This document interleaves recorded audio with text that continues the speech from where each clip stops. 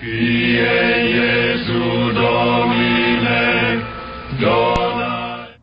All right, good afternoon, everybody. Thought I'd talk really not about a political issue this time around, but just kind of reality, and that's on helping people discern what their gifts are in life and accomplishing things. I think one of the erroneous assumptions of American society that we occasionally teach our children, and we certainly talk about it in school, is anybody can be anything they desire, which is inherently false.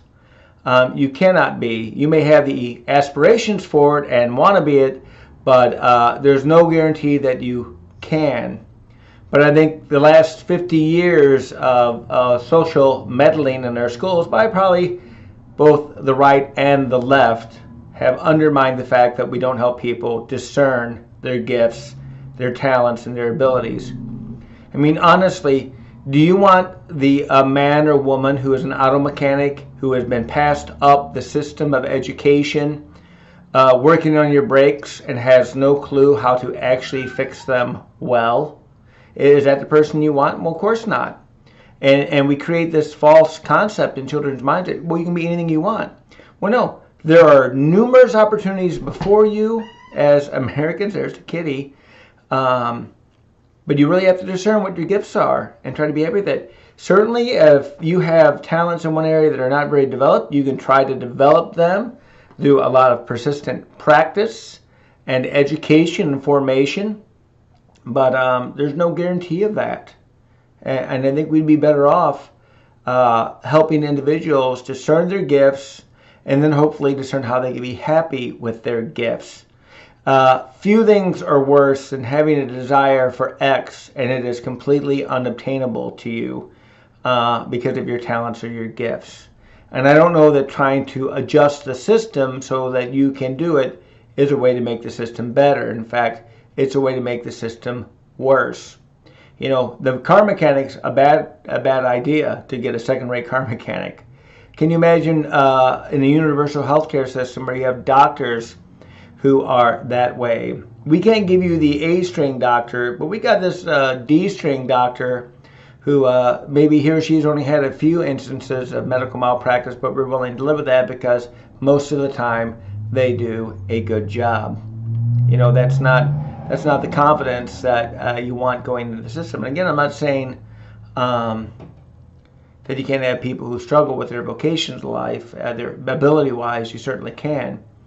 But if you know somebody really shouldn't be in a vocational field and they are passed on up the ladder for a variety of reasons, good intentions or otherwise, it does nobody a good service. It doesn't even help them. Few things are more personally eroding than knowing that you have achieved a status through no merit of your own. And the only way to console yourself with the fact that somebody gave you a hand up and has placed you in a position above your ability is pride. You have to amp up your pride so high that you don't reflect on the fact that you didn't merit where you got, that you're not adequate enough to do the job, that you have repeated evidence, self-evidence, even though you may deny it, that you can't do the job. You don't understand it, you're not qualified at it or capable. And I think the only way to ease that pain, because it's painful, is pride. And then you become a horrible person, because pride is the ugliest of all the sins. It allows us to do horrible things to our neighbors. It creates a mindset that is completely anti-personal. And we keep forgetting that. Pride gives rise to so many ugly things. So merit. We want to help people establish real merit. We want to help people have true accomplishments. We want to guide people to making better judgments with the use of their time and their abilities and in pursuing them. I think it's especially crucial with our young people to do that. Otherwise, we're going to perpetuate a system of entitlement or falsehood that everybody knows is false and nobody wants to speak about. We just close our eyes and hope that when the draw comes out, I get the person working on my body, working on my car, fixing the electricity in my house, that is competent, and not somebody who is quasi-competent but really doesn't know what they're doing.